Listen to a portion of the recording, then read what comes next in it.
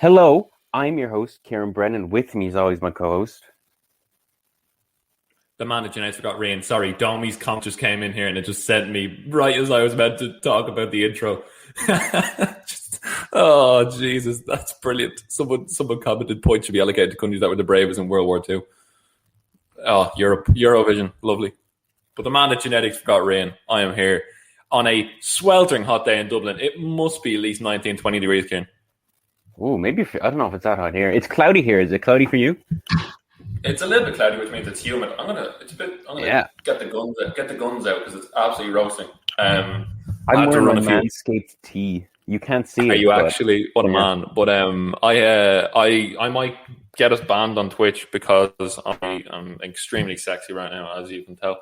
But no, I've had to do some jobs for my mom this morning, including going to the shop, and I am roasting. But I'm ready because I'm really excited. It's good. The sun is out. Summer is finally here. Things are looking good. The pubs are open next week. And we had a massive pay-per-view to talk about. AEW Double or Nothing. Kieran, you just watched it. I am so happy the crowds are back. But before we get into Double or Nothing, we talked about Kofi Kingston last week and we're like, yes, Kofi's going to get his mom. Drew beat him last night on Raw. Goodbye. What do you think about that, Kieran? What the fuck are they thinking? Like, oh my God. It's if you want to make people like Drew, which they really want to make people like Drew, don't have him beat Kofi Kingston. Don't make people excited for Kofi Kingston push and then have Drew beat him. Terrible decision. I don't want to see this match. It's Hell in a Cell. I know that. They'll probably break open the cell door because they're two big men and they seem to like pushing through things. But fuck me dead. Who gives a shit? It's been half the year these guys have been feuding. I'm sick of it. Kieran, don't tell WWE to fuck someone dead. They might take it literally. Can't be doing that. Yeah. But anyway, let's move on to some good wrestling because Kieran, AEW Double or Nothing, 5,000 people packed into Daily's Place on Sunday. I watched it live on the Hallway Wrestling streams on Twitch with Sam from Rogue Opinion. Shout out Sam and Clon. We will talk about the live stream after we review the show. But Kieran, how much of an impact did the fans have? Because it was electric from opening bell. We'll talk about I just want to give a shout out to the pre-show match before we go on. Serena Deeb and Riho for the NWA Women's title was a fantastic match. Serena Deeb just healed it up just to add that dynamic, and they went hell for leather for about 10 to 15 minutes, and it was fantastic. But Kieran, it hit me straight away, and I'm sure it hit you straight away. That crowd was insane. Fucking incredible. It's so freaky seeing them all close together, isn't it? But like, it was really packed. It looked fantastic. I don't know if did it get darker as the night went on, or did they just close the windows or something? No, Daily's Place is an open air arena, so it started and in summer, as we can see, it gets dark at like 10. I'm playing golf at 7 o'clock tonight. How I'm so happy about that. Like, I'm playing the golf at like 7, and it will stay bright until I finish. So it was bright out for a lot of it, which is really cool. It was cool during the opening match, which we'll get onto in a minute. But Kieran, we always get a set review from you, and you told me straight away that you really enjoyed the set. I love the one entrance in the corner. I love the way the crowd was set up the wall. The noise was just insane. I was getting goosebumps at some points during the night, and we'll talk about it in a minute. But the set was beautiful. It looked fucking awesome. I really like the open air thing. I think, did they try it in one of their first ones, like Fight for the Fallen or something, like just before Dynamite started, and it didn't really look nice, but it looked so good here. Yeah, I think Fight for the Fallen was correct. That like setup specifically, like the one entrance. Yeah, but I just loved it. I loved everything about this. Like, there was one thing I didn't like about this pay-per-view, but everything, 99% of this was just fantastic. And Kieran, also, a smaller note, but I don't know if they fixed this on Dynamite and I just haven't noticed it, but the crowd sounded so good, and I think they've started to mic them better, because that was a big problem for a while, I think. But there's more of them. It was insane. There's 3.5. There was more of them as well, but still, you know? Yeah, but man, we'll get on to this. Do you remember I keep saying it's a hill I'm willing to die on about Hangman Page? There is no doubt in anyone's mind after that opening match that man is the man to win the title. Holy mother of God, they ate up everything. Hangman Page versus Brian Cage. Team Taz were told not to come out by Brian Cage. But Kieran, Hangman Page's entrance was electric. Cowboy shit chance, man, you know? Oh my God. And I have never seen, correct me if I'm wrong, But even for the smallest of punches or moves, they bit on absolutely everything. And this was exactly what I want from an opening match. Brian Cage, the best he's ever looked. So quick. The suplex to the outside, just fantastic. I love this. Yeah, it was a really solid opener. And I think, I don't know, it looked really great. Well, I don't even know what to fucking say. It's so weird reviewing shows. I thought Page himself was great. The crowd added so much to it. They were clearly drawing an energy from the crowd. The finish was really cool as well. I'm not really into Brian Cage, but he was very good in this. I like Taz. Very good match. Really good opener. I really like this show. The bits that I've seen, I've really liked it. Yeah, no, Page, the suplex the outside, as I said, the F5s, Cage was just so athletic. I'm reading off my notes on my computer, by the way, if you're wondering why I'm looking down. Hook and Ricky Starks made their way to the ring finally, against Brian Cage's wishes. Taz was great on commentary. Hook, who looks ripped, was distracted. Hangman distracted the ref while Starks slid the FTW belt into the ring. Cage was just like, I don't want it, threw it back. Buckshot lariat to an absolutely unbelievable pop. And Hangman Page gets the win. Brian Cage and Hook and Hangman downs a beer. Cowboy shit, as Kieran just changed his profiler. And then Ricky Starks and Hook started having an argument with Brian Cage. And I love this little bit where Brian Cage went for Ricky Starks and he pointed at the neck. It was like, you can't touch me, I got a fractured neck. They've sown the seeds on a pay-per-view for the story development with Team Taz going forward, and that's what I like. You rarely see in WWE the way they have a pay-per-view and they focus on it. They don't kind of leave the door open for like Dynamite, whereas like on this show they announced the matches for Dynamite the week after. I love the way they like, just because Brian Cage I feel is going to split with the way it's going, and I like the way they sowed the seeds for that and kind of gave hints to that. Really, really, really, really good opener. I loved it. Just Hangman Page, send him to the moon. Like genuinely, that man has to be the next person to pin the champion. I mean, I'm not one of them. Oh, we'll find out. It's Kenny Omega. Kenny Omega is still the AEW World Champion. Everyone has seen it. But Kieran, we talk about moments and realizing that the crowd are back. Eddie Kingston and Jon Moxley's entrance gave me genuine goosebumps. Holy mother of fuck. They were fucking loving it. You could see the reaction in their faces. They were having a great time. I wish I loved life as much as Jon Moxley does. I really, really do. Your brother and sister are here, James and Rachel, and they're here for the perfect time.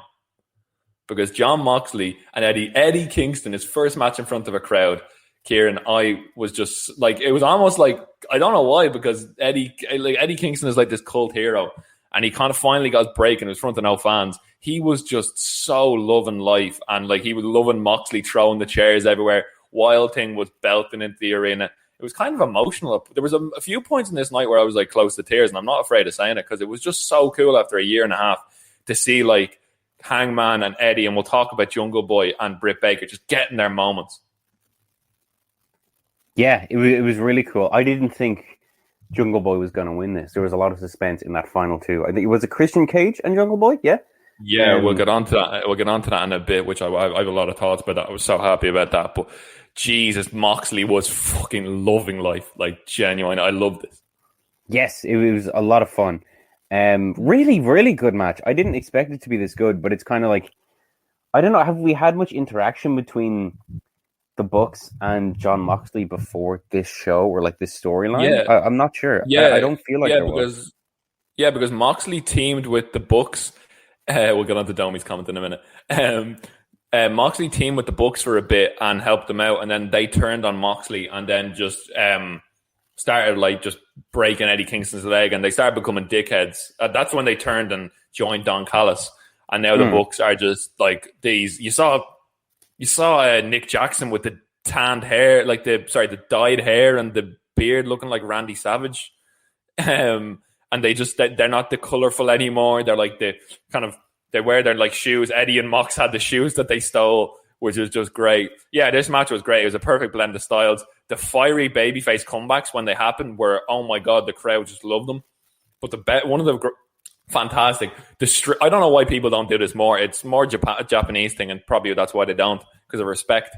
But when the streamers went up and Moxie and Kingston just battered the Young Bucks around the place, they beat up Brandon Cutler, and the match hadn't even started. And then the match got started, and it was just a perfect example of two teams with different styles just working perfectly and creating like a really, really good match. And you genuinely believe the points that Eddie Kingston might get his moment. Yeah, no, it was fantastic. Really good match, really good suspense. I think the two teams worked together a lot more than I thought they would. Maybe I've undersold how good the Bucks are, but they're clearly able to adapt to other people's styles, you know? Yeah, I predicted the Young Bucks for this, but I genuinely, in the back of my head, was like, I think they might give Eddie his moment here. That would have been a huge pop, but obviously it wasn't to be. But Eddie didn't take the pin. Moxley took 4 Moxley, first of all, bled everywhere. Oh my God, the man just loves to like just cut the slit. It's one of them. He usually just like bleeds a little bit, and then all of a sudden it just starts running out. When I think the Bucks punched him in the head, which I believe is what he probably wanted. The Bucks like punched the open wound, and it just started gushing. Eddie got Eddie's babyface comeback here, and that was one of the loudest moments of the night when he got that where Nick Jackson started punching him, and he just no-sold the punches, then booted him in the head. That was just, yeah. And then obviously it took 4 V triggers to put Moxley away, which protects Moxley. There's a bit of so-so about if Moxley's going to go on paternity leave. Yet to be seen. He doesn't seem like the kind of guy that would, but you know, maybe Renee. I think he would. I think family comes first, you know, even if he is that passionate about wrestling, you know, and it's fair enough. And especially if they do set up something where he breaks away from Kingston or for whatever reason. I don't know, but thanks for putting that comment in the chat here. Domi says they look like midlife crisis Shawn Michaels and late 90s Hardy Boys mixes. Yes, they do. They are just embracing this kind of swiney, sniveling twats like moniker, and they're doing it quite well because they're making me hate them. So they're doing a very, very good job of that. And just Moxley and Kingston was just absolutely fantastic. Young Bucks win. I have a feeling we're building to, I don't know if the Pinnacle are still feuding with the Inner Circle, but Santana and Ortiz had to be up next for me. Or Paige, even though they lost Paige and Scorpio Sky, are a good show as well, but that'd be heel versus heel.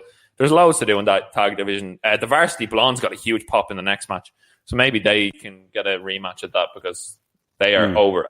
Fuck. Or maybe even the Dark Order. Actually, sorry, Dark Order, 100%. Give me John Silver and Alex Reynolds in a feud with the Young Bucks straight away. So the fact that I've just named 5 tag teams quite easily there shows that the tag division is in a good place going forward. Well, yeah. Would you say it's the best tag division in the world? Right now? Like, NXT is really good, but I just don't like NXT booking anymore. Yeah. I just don't really... I just don't see where... I used to be excited for storylines, but now NXT, sadly, I literally am interested in NXT anymore. I've been trying to touch around that subject and being like, trying to give it benefit of the doubt.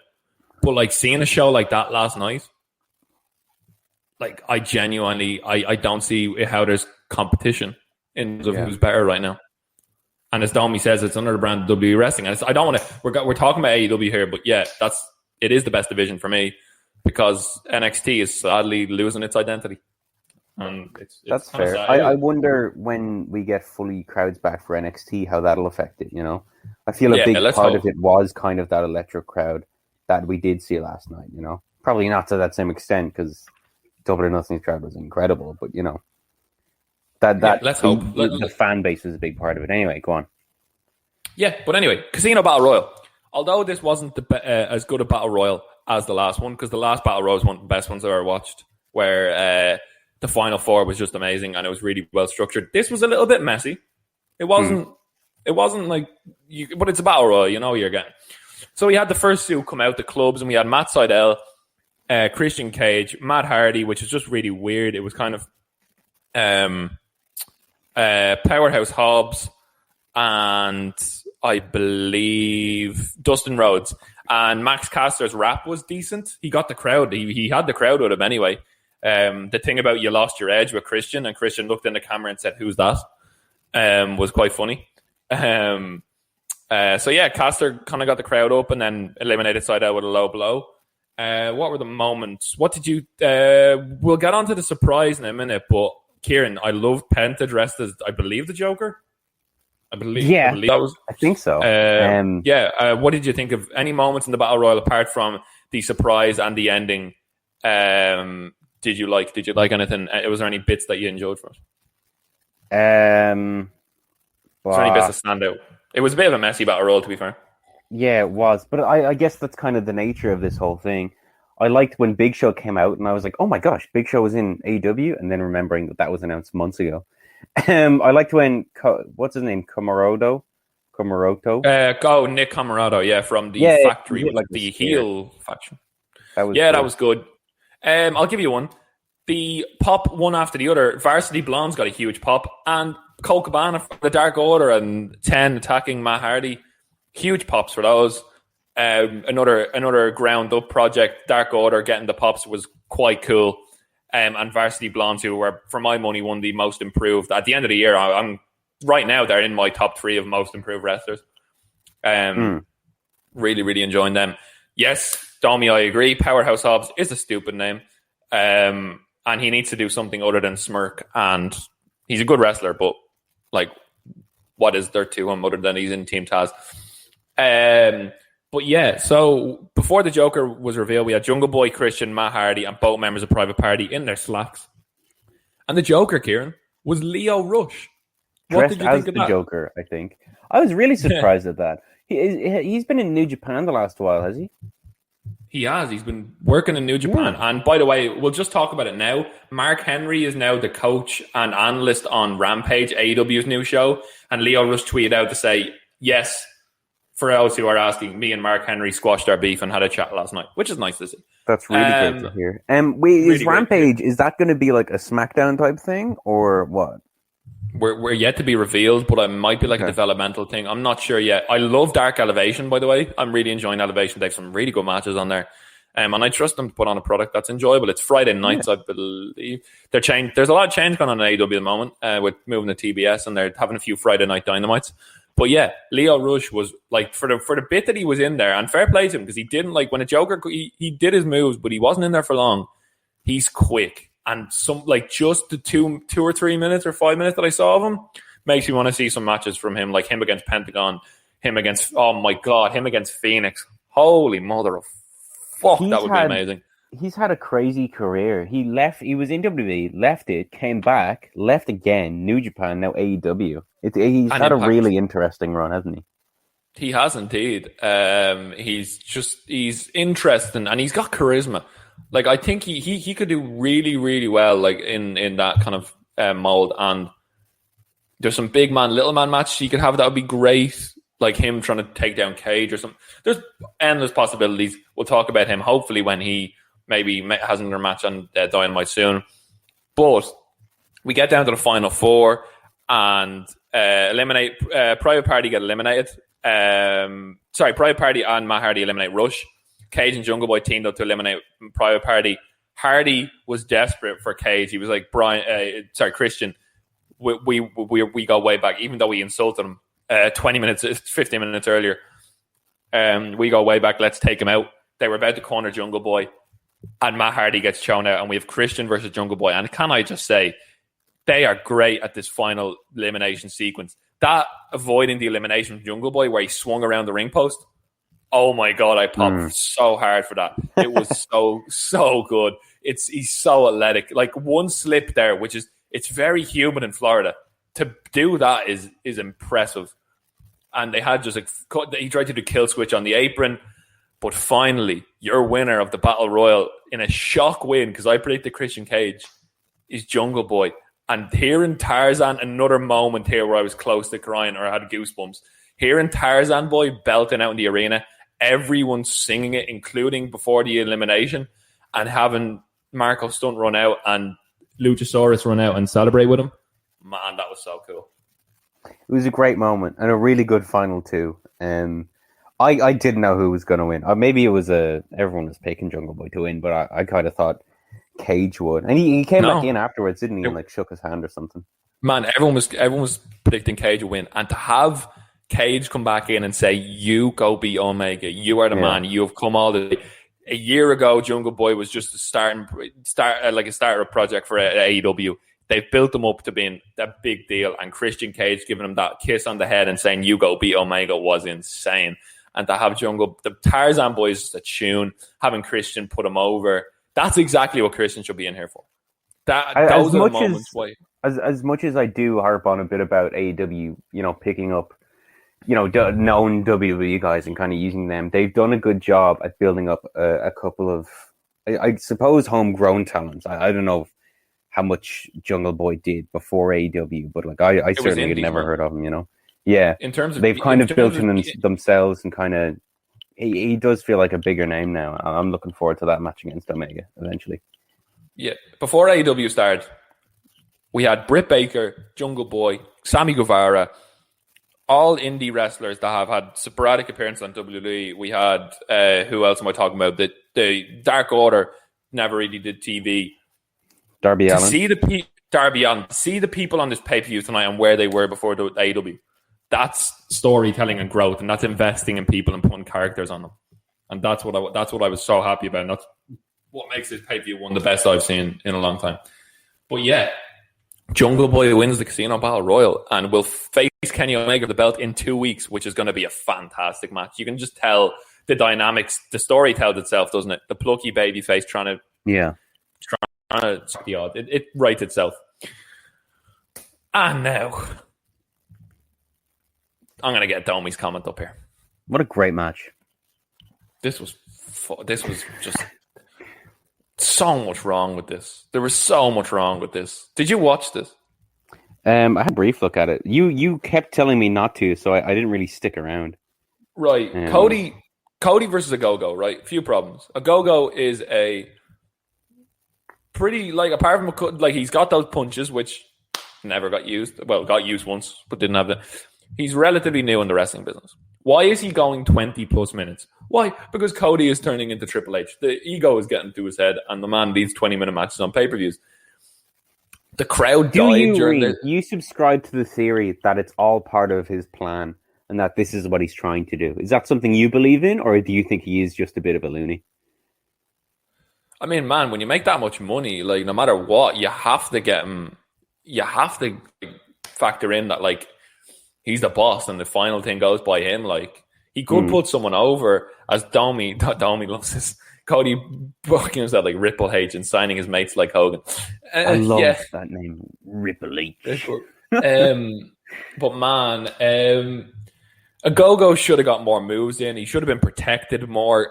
Cody coming out with just his new team, the sped up version of his team, really good. That was the only good thing about this. QT Marshall getting involved. Man, I forgot to say, in the tag match, Frankie Kazarian, who has been booked as the elite hunter, he said he's going to hunt down the elite after ending Christopher Daniels' career. Him getting involved and taking out Carl Anderson was another one of my favorite moments of the night. I completely forgot about that. Where Kazarian just jumped on Carl Anderson. He said on Dynamite he was going to hunt down the elite one by one and make them pay, and he did it. But anyway, back to Cody Rhodes. Oh,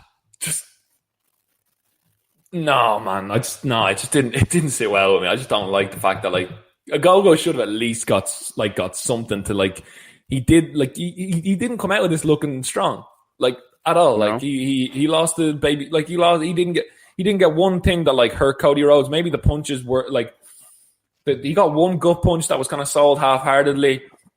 This was all about Cody, and they had the whole kind of... I know it's a Memorial Day weekend, and I'm not going to get into what that means to America because that's not my place. But obviously, they had this kind of whole Cody thing going on. They had him dressed as... Kieran, do you want to talk about what he was dressed like, or what do you had a theory of that it might not have been, or maybe Cody's a bit out of touch? Do you want to talk about that? It looks like he's dressed as Homelander, and as we're talking about this, I'm looking at his what he was wearing and what Homelander's costume is, because I fucking love the Boys comic and show. And for those who don't know, Homelander is he's dressed in red, white, and blue, and he has the golden things on his shoulder that Cody wore, and Cody's wearing something very reminiscent of the costume. But Homelander is like Superman and he's like Captain America, but he's this totally fucked evil person who is just horrible. And unless Cody's a total fucking moron and doesn't understand that Homelander's supposed to be a villain, and he somehow agrees with this horrible murderer. It's got to be self-aware. There has to be an element of Cody knows that he isn't necessarily the good guy in this situation. It has to be. There's no way. No, he can't be that dense. He is going to turn heel, but the problem is he was doing an America gimmick in Florida. You're not going to be a heel. You're not going to be a heel if you're doing a Yes America. As Domi says, the dude has a skull with an America flag on it. Like, but is it secretly genius, right? Is it like best thing ever? He was fighting an English person. He was fighting a non-American person. What did he think was going to happen? I don't know. It was, again, another reason. The crowd, obviously there's loads in shows. Those first 3 matches, and 4 if you include the buy-in, were so good. And they were in the sun. It was sweltering. There was bound to be a lull. And if there was one match on the card that I wanted there to be a lull for, like I wanted a hype for a few more matches. The crowd obviously had to have a break. And they did here. It was just quite lully. And then Cody won with the vertebreaker, which is also called, someone can correct me, it's got something to do with, it's called the gun something, which is the irony. But Cody, just waiting for Cody going, what's he going to do when the red and blue runs wild on you? Oh, Domi. I love that. But yeah, Ogogo was solid, but he needed something and Cody didn't give him anything. But anyway, Miro versus Lance Second Archer. Amendment or something. Imagine if he did go on about that. That would be insane. The 104 holes, but with the amendments. Just, no. So Miro and Lance Archer. Now listen, hear me out here. This is the start of a feud, and it was right after a 20+ minute Cody match. This was exactly what it needed to be: quick, exciting, and left the door open for more. It did exactly what it needed to do. The Lance Archer dive at the start nearly killed himself. He nearly landed straight on his head. It was quick. It was fast paced. We had the Jake Roberts snake thing. I don't think PA the house would be very happy that a snake got thrown onto a stage.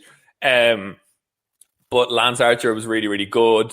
Miro was really, really intense. This Miro I love, Kieran. What did you think? Lance Archer passed out. He didn't tap out. It's going to continue. I think the payoff will be that a good payoff will be like a last man standing match. This didn't need to be like the perfect match. It just needed to be quick, get the crowd back, which it did, and then end on he passed out, not tapped out, which is perfect for me. Yeah. And Miro looked fucking big and strong in it as well, especially at the start when they were fighting at the entrance, couple of big boys. There wasn't much to it, but it was a solid, fun match, Yeah, you have to understand when you're building feuds, this is the start of a feud, not the end of a feud. They only have begun. They needed to leave the door open. They did. I'm enjoying the promos between the two. I think they could build a really, really cool feud on TV and then build up to like Fight for the Fallen or Fyter Fest, which would be really cool. But anyway, another great moment. Hikaru Shida versus Britt Baker. This was by no means, when you strip back, maybe the Serena Deeb and Riho match was a better match in ring. But in terms of moments, you had another thing in Hikaru Shida, who had carried the women's division through a rough period and through the pandemic, getting her moment in front of fans here, which is really cool. And then you had the coronation of Dr. Britt Baker, DMD. And I say DMD because every time she did that, the crowd fucking screamed it. And that just shows how over she was. And it was so cool to see. Her family celebrated ringside. I'm not even going to talk about the quality of this match because the moments just made me happy. Yeah, it was a really nice to see her kind of get that crowning moment at last. And that's not to take away from the match. The match was really, really good. Yes, it was really, really solid. There were some really good moves. I don't know. Maybe they might have been caught short for time. I'm not sure. I think the match went the right time. I think maybe Miro and Lance Archer was short for time. I believe after the Cody match, I fully believe that might be a thing. The curb stomp. I love the way. Did you notice about Britt Baker's gear? Did you notice? Did you notice the symbolism behind it? The kind of the red blood dripping like design. That's the whole gear. I didn't. The whole gear was a symbol for her face at the end of the unsanctioned match. That's awesome. In my opinion. Anyway, I don't know if that's confirmed, but it just definitely looked like it. And the glove, the sequence glove, made it look like a big deal. It was built around her going for the lockjaw. Shida has some seriously cool moves. And Britt Baker won with the lockjaw. And if you look on Twitter, there's a video of Britt Baker's family celebrating. Fuck me, it was so cool. And at the end, it was so nice to hear "Thank you, Sheeta" chants from the crowd. Every single person stood up and said "Thank you, Sheeta," because we said it all the time. We said it on Moxley. Carrying the company through a pandemic without crowd after winning the belt was really, really tough. But she's done a fantastic job, and she will get the belt back in front of fans because she's proved that she's very, very good in ring. But any final thoughts on this, Kieran? Britt Baker is champion, the new belt, Tony Schiavone giving her a hug. It was all great. Really great that it happened in front of a big crowd, as it should. Yeah. They waited the right time to do it, Great moment. Exactly. Now, lads, are we ready? The two people in the chat, and we had 10 at a peak, so thank you very much for coming on. But Kieran, are you ready to eat your words? I suppose. I still don't agree. Sting. Look, Sting was very good in this match. I still don't agree that he should be wrestling, but he was good in this match. Don't fucking do it too often, though, But man, can we just, let's not talk about don't do it too often. Sting was amazing. He was very good in this. I'll give him this one. Man, okay, let's talk about this. The entrance was really cool. Darby Allin is such a good film videographer. As someone who's into kind of video editing, Kieran, how cool was that kind of opening package? These are all edited and directed by Darby Allin, by the way. They look great. They're really nice looking. Maybe he will go into that in the future or something, or he'll do a lot more promo packages for AEW in general, because they're really impressive and really nice.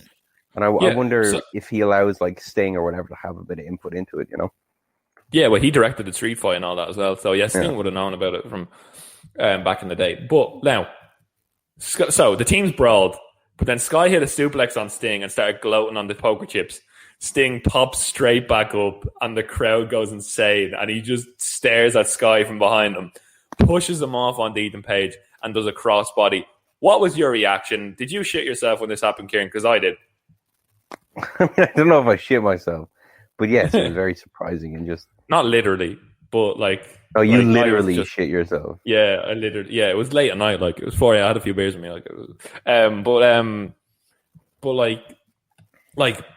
Oh my god, Darby Allin getting thrown into the crowd. Yeah, really Jesus. Cool.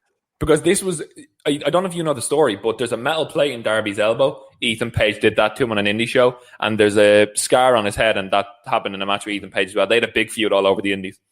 Huh. Really cool storytelling. Sting hitting the code red was just such a cool moment. Every time when he got the hot tag and he was just swinging Darby everywhere. Exactly what you would want, Kieran. Just him using Darby as a battering ram, not doing too much heavy stuff in the middle, and then doing the Stinger splash. And the ending to this was out of nowhere in a fantastic way, wasn't it? The ending sequence with Scorpio Sky. By the way, Scorpio Sky, shout out to him. Him and Ethan Page played their part brilliantly in this match. Yeah, just Stingers what is his move? The Stinger splash, or is it the something death drop or whatever it's called?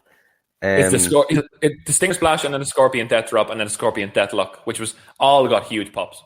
Yes, as they fucking should. Fair play to him. He looked pretty good. For someone who's, I think he's 63, he looked fucking He's 62. Good. He's 1 year. He's 1 year old. He's 1 year younger than Tony Schiavone. Wow. That's crazy. But he did look really good in this, to be fair. And it was another just moment. Just a moment. Yeah, just a WrestleMania moment. The whole crowd, And then we got on to Kenny Omega versus Orange Cassidy. Kieran, this was just brilliant. This fantastic was match. Great. Really, really great. This was so good. The way they meshed the three styles was amazing. Orange Cassidy in the entrances, even the different reactions in the entrances in the ring. Orange Cassidy coming out to that song. I forget the name, but I love it. Did you see earlier in the night the three screens of them preparing for the match? No, I didn't. On the highlights. So there was three screens. You know the way they have that thing in boxing where it's the three point of the sign moment. Yes, so you had Kenny Omega throwing basketball balls into a hoop. You had Pac doing press ups, and then you just had Orange Cassidy just sitting there on the chair doing nothing, with Trent and Chuck Taylor doing shoulder blocks to each other in the background, warming up themselves.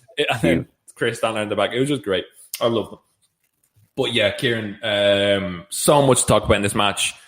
The suicide, like, well, what are we going to get started on? Like, Orange Cassidy getting the Superman punches, the double Hurricane Rana on both Pac and Omega at the start. Pac is just fucking good, isn't he? He really is. And he's great at, like, him, when the referee was down, Omega's holding up the belt, I think, like, halfway during the match. Like, Pac crawling along the ground, just trying to reach up to the belt, looked really fucking good. He's good at those smaller moments as well, you know? Yeah. The Michinoku, the Brain Busters, fuck me, they were close. Like, as in dropping people, like, as brutal as you like.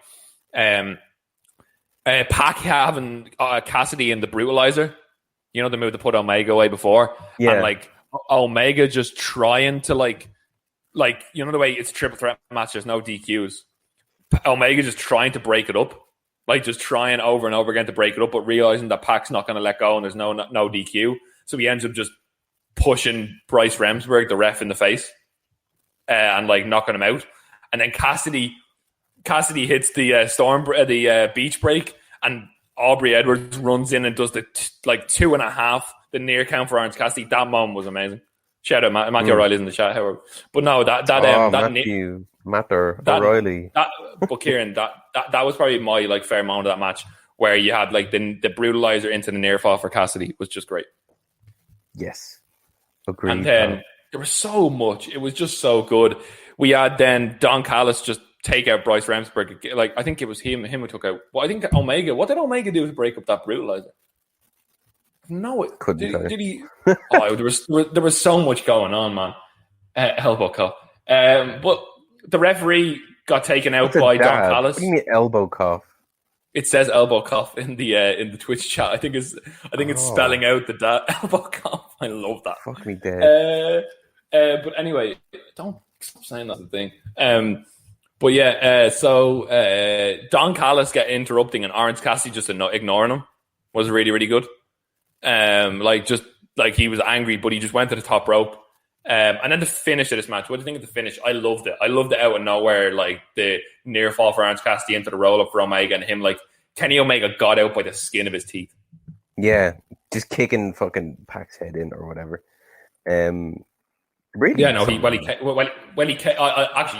caved it in with all the belts. What did you think of that? Like him using all the belts and then like using the AEW title last, and just getting the skin of his teeth. Orange Cassidy looked amazing. Pac looked amazing. On Tuesday we have Pac and Pentagon versus the Young Bucks. Oh yeah, that'll an be angry really Pac.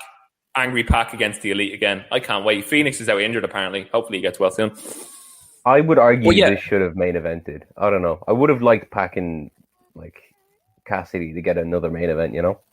Yeah, it was the co-main event. I understand what you mean. I personally thought they should have split the Stadium Stampede and the triple threat with Sting and Cody. Sting and Darby against the two. I would have had like Stadium Stampede. I would have had Stadium Stampede and split with the tag match, and then Cassidy and Pac for crowd purposes. But taking nothing away from either of these matches at the end.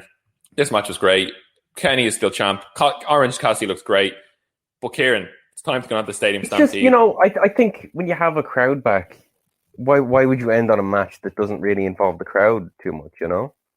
But the crowd was really... The live crowd sang Judas. Yeah. That was the live crowd there. Which is cool. Were they just sitting there watching the video? Like, they were watching the video, and then obviously... And then it came to the ring at the end. Yeah, I know that, but I don't know. Yeah, still feels like a bit of a thing. Their entrance was cool, like when all the zip wires. We'll get on to it in two. I'll agree with you, but for what the finish of this match was. Should they sell tickets for Stadium Stampede in the future? Yeah, correct. Get the fans in the stadium, even though they fight backstage. Get the fans in that stadium if you're doing Stadium Stampede again, Domi. 100%. That would be electric. Could you imagine? You could fill it. Like, you could fill this. I'd go to that if America was that one. I'd look. I don't know if you could fill that, like, but you could get tens of thousands of people would fit in there, but like you could get each side. But let's get on to this Stadium Stampede. So a limo pulls up. MJF was alone, and obviously he had a mic, and he could have really like cool kind of "Where are you?" promo and stuff like that. And then I'll let you do this, Kieran, because the Inner Circle's entrance, Judas in front of a live crowd is insane. Fozzie's music is dog shit, but Judas in front of a crowd with wrestling, with them rappelling down the stadium, was so cool. Yes, it was a really nice, and there's a bit of fire in there as well, in front of the big Bud Light sign, which I thought was so funny. And but then it was still a really cool entrance. It's a nice way to come down. I feel like it hasn't been done. It probably has, but I don't know. I've never seen it before. It also had a Dick's Wings entrance sign as well. Shout out Dick's Wings. Of course it did. If you want to sponsor the podcast, Dick's Wings. But anyway, so MJF was alone. He got into the limo, and as they propelled down, like Judas in. I can repeat that song now, which is great. I'm going to sing that next time on karaoke. But yeah, no. As they like hit the ground, the Judas in my mind hit, and it was really cool. They went off and tried to attack the limo, but they weren't there. The FTR arrived in a truck, and the brawl began. So we had Hager and Wardlow, we had Shawn Spears and Sammy Guevara, we had the two tag teams, and we had MJF and Jericho. A really simple format that was done really well, in my opinion. And the difference between this year and last year was a bit more comedic. I like the serious tone here, Kieran. What do you think of first of all, the kind of split up of the dynamics, and then also like the kind of more serious Stadium Stampede that we got? I think it needed to be a bit more serious, because if they did 2 years in a row of a really comedic one, because last year's was very comedic, then you're just kind of setting yourself up to be that you're limiting the stipulation to be a comedic thing. But by making it more serious and more of like a grudge match than anything else, you give it that room to kind of be anything, and it can be a more versatile thing. Because, like take Hell in a Cell, for example. We could never have a comedic Hell in a Cell. That would be so weird and so off. No, but now the Stadium Stampede they could try. But the Stadium Stampede now can be something that is a bit more all over the place and can be a bit of everything, Yeah, so the few comedic stuff we had was from Jericho. So we had Jericho and MJF one-on-one, and MJF ran into the stadium running away from Jericho, and they began there was someone trying to do a meeting, but then MJF and Jericho came in, and one of my favorite moments, Kieran, was MJF getting floored by Jericho with the megaphone. Where they were fighting, and the Jericho just screams into a megaphone and bursts MJF's eardrums. So good. It's clever. Clever. They would just be MJF threw hot coffee in Jericho's face. Poor guy. 3rd-degree burns. Baking trays, tables, and the Jaguars coaches were there. Did you like that bit with the coaches? Yes, that was nice. Yeah, it was a bit silly, but nice. The table bump though was like, I love that, like, chair hits the brakes, flips into the table. I love that. Hager and Wardlow had a really cool big man battle, smashing each other through walls, icicles and freezers. And then ended with Hager smashing Wardlow through a load of wood, I believe it was, like off the top of the golf cart, which was great. That was weird. I swear Shawn Spears was going to do a Dancing on Ice routine. It's very odd. It was a weird way to open it. It would be something you'd see like Aleister Black doing or something, but it's just the chairman, Shawn Spears. I can't believe he's still running with that gimmick as well. Very little crowd reaction for him as well. Yeah, forget like he was part of a really cool moment at the end, so we'll let him away. So like they just brawled. I like the way Spears I like that little touch, even though it's completely wouldn't happen, where Spears just threw the bolt cutters away in favor of the chair, and then Sammy got handcuffed, and then Sammy found it perfectly hidden underneath. Fair play to Shawn Spears if he threw it underneath first time. Like, fair play to him. But, Domi saying it was supposed to be that video game boss moment, but Spears is just a wet fart since leaving NXT. Exactly. If he was built up really well and that was a moment, then it would have had an impact, but he's just done really nothing and is like the all one out in the Inner Circle. I really love the FTR Santana and Ortiz bar brawl, where they poured the glasses of like whiskey before, or whatever it was before, and then you had Conan, who are FTR's boys, man. Not FTR, LAX's boys. Like Conan is the one who trained LAX. He's the one that brought up LAX. He's the one who brought them into TNA as the original LAX. It was a really cool moment. Really, really loved it. Okay. Yeah, I'm there. Sorry, if I cut out, I'm just saying I love that the Conan moment with LAX, the bar brawl, and just everything about that was really, really cool. I loved it. What did you think of that moment? Yes, very cool. Agree. Yeah, and Conan getting the shot on Tully Blanchard was really, really cool. And then obviously they took each other out with bottles, like the sugar glass bottles were out in force. Like Dax was like throwing them everywhere. And then Santana and Harwood or Cash Wheeler brawled into the lift, and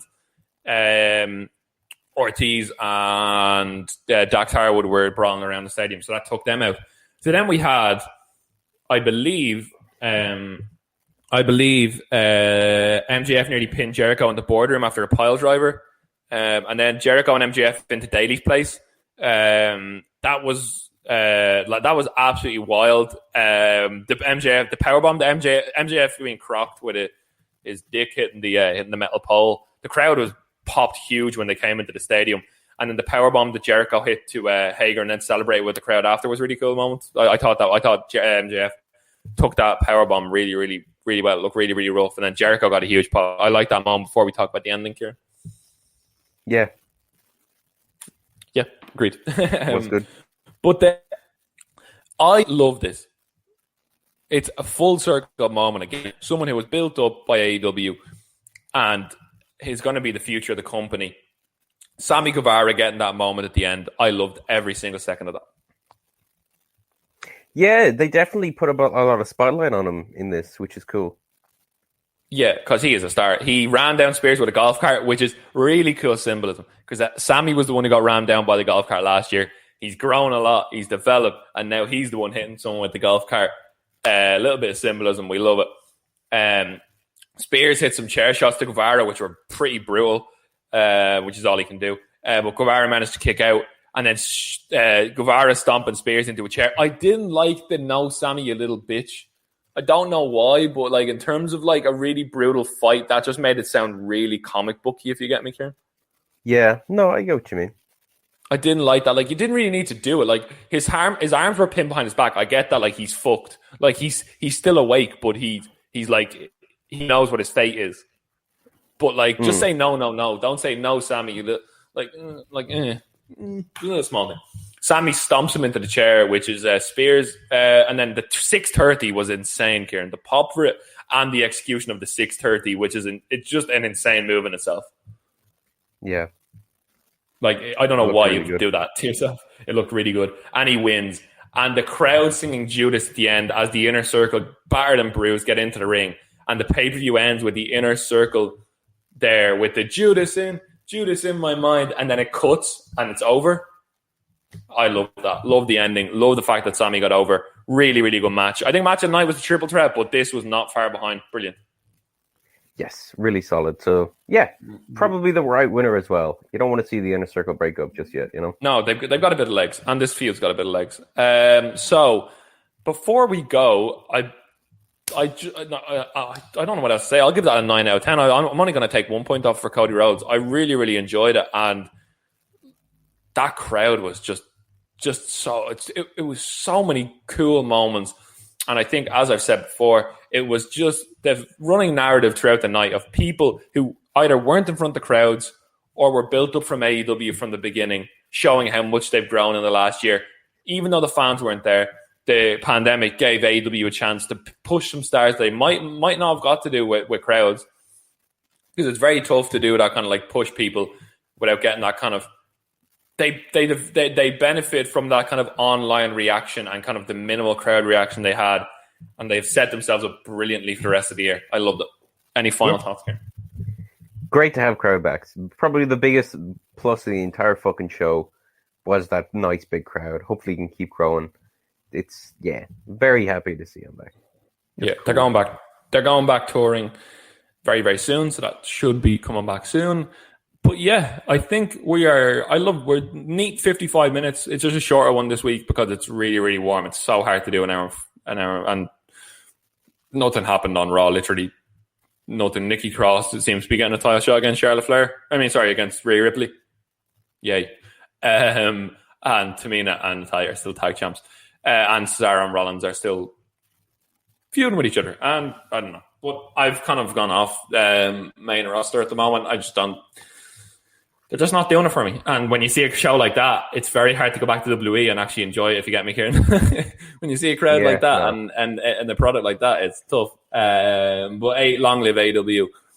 Really, really cool. We will talk about everything next week, but next week is going to be episode 99, which means episode 100 is just around the corner. And as we announced, the 12-hour broadcast is happening. We have graphics being made for the schedule and the punishments for myself as we speak. But shout out to Hoochhausen, Callum, Mr. Ringsiders for doing that graphic. It looks absolutely amazing. And actually, before I leave, Kieran, I want to tell a quick story. Go on. Do you know who I interviewed this week? Did you see it? Who did you interview this week? I interviewed for the Ringsiders alongside Callum, because Callum got his the vaccine. Flu jab. I'm going back into the 80s, man. No, Callum was a bit drowsy, so he said, will you come on? I interviewed The Ascension this week. And I, also known as The Awakening now, Big Vic and Con, and I just got to say, it's two of the nicest people I've ever spoken to. Absolute legends. Lovely. Absolute legends. They're so sound. They're getting back on the indie scene. They're going to beat up Matt Cardona, apparently. They told some really cool Dusty Road stories in the accent, which was just insane. It was so good about you should watch it just in all its glory. But basically for promo class, Con, also known, Con from The Ascension. Yeah, he put down Mike Hunt as his name for the promo class, and Dusty Rhodes was going around being like, I know who this is. And he's like, because Big Con was part of like the vampires in NXT, like a vampire gimmick and original Ascension, and he was like, it's one of them vampires. And Con was like, oh no, he's got me. He had to go in and apologize to Dusty because he put Mike Hunt.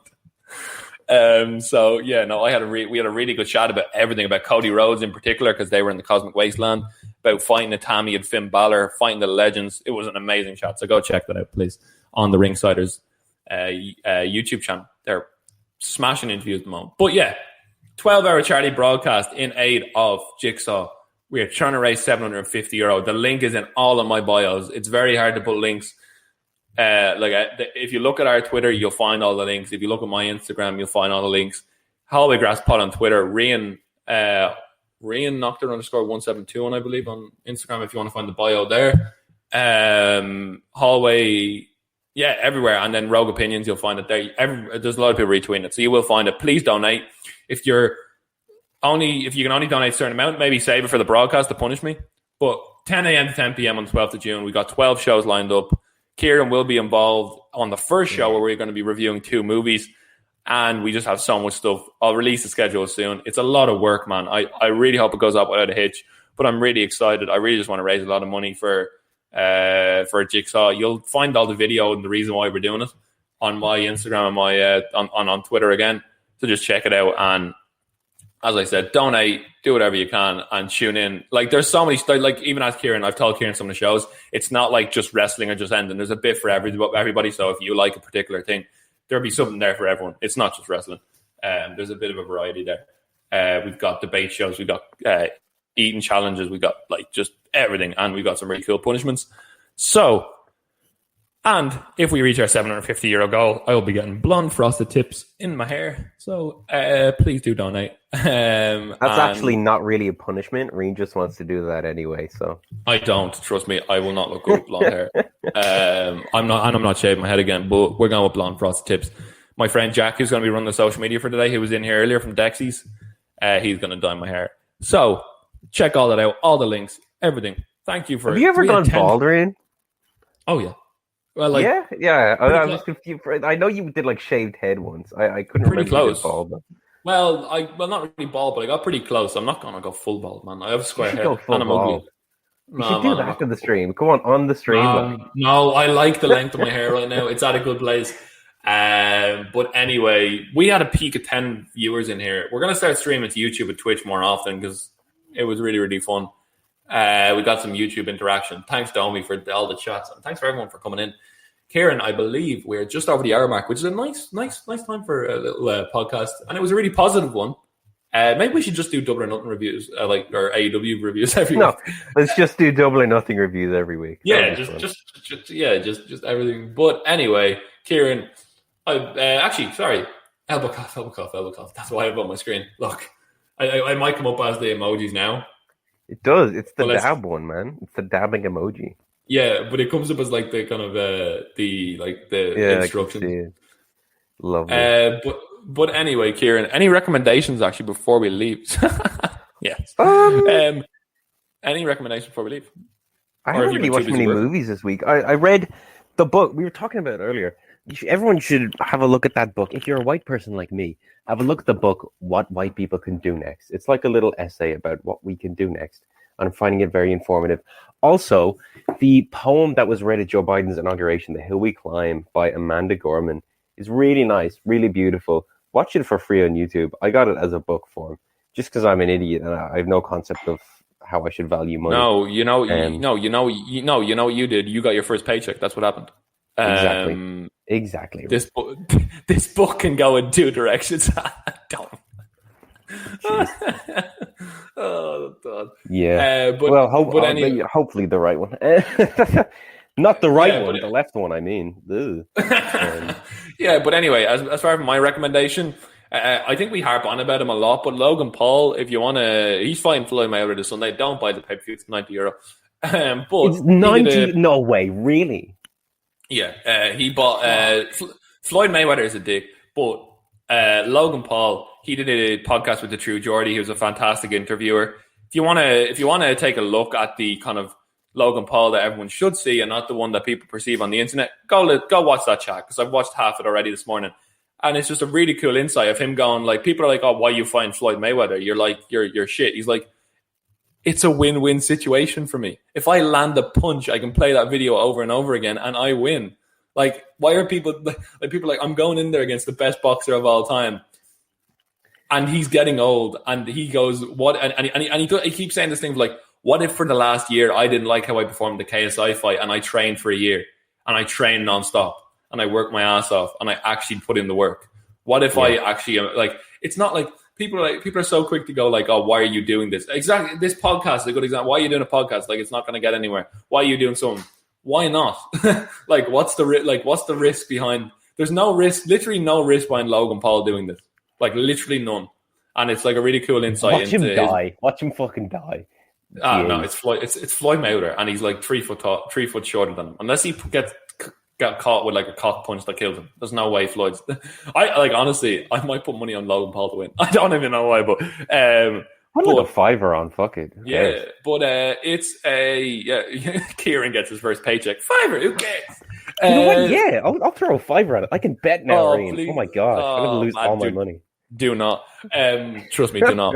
But yeah, just go and listen to that. It's a really cool perspective on Logan Paul. Now he's got a really, really cool kind of interview up there. So go and check that out. But Kieran, I've been the manager. I forgot. It's time for you to take it home. Thanks all for listening. Thanks for joining in. It's been a really cool afternoon. I really enjoyed. Yes. Well, this has been the Hollywood Wrestling Podcast. I forgot to say the name at the start, so there's a slight chance people don't know the name of this if you're listening on audio. With me as always, I've been Kieran Brennan. With me as always, my co-host. The man of chance forgot Rian, and that has not been Kieran Brennan. That has been big money, Kieran Brennan. Woo! Oh yeah, I'm rolling in it, baby. And as we say at the end of every episode of the Hollywood Wrestling Podcast, donate to the thing, our charity thing. Yeah, big money, Kieran Brennan. Donate a bit to the pot, or save it to punish me. Yeah, or donate now. I don't really care. But yeah, donate, please. Donate, because €750 will be achieved. Yes, please. Goodbye. See you later.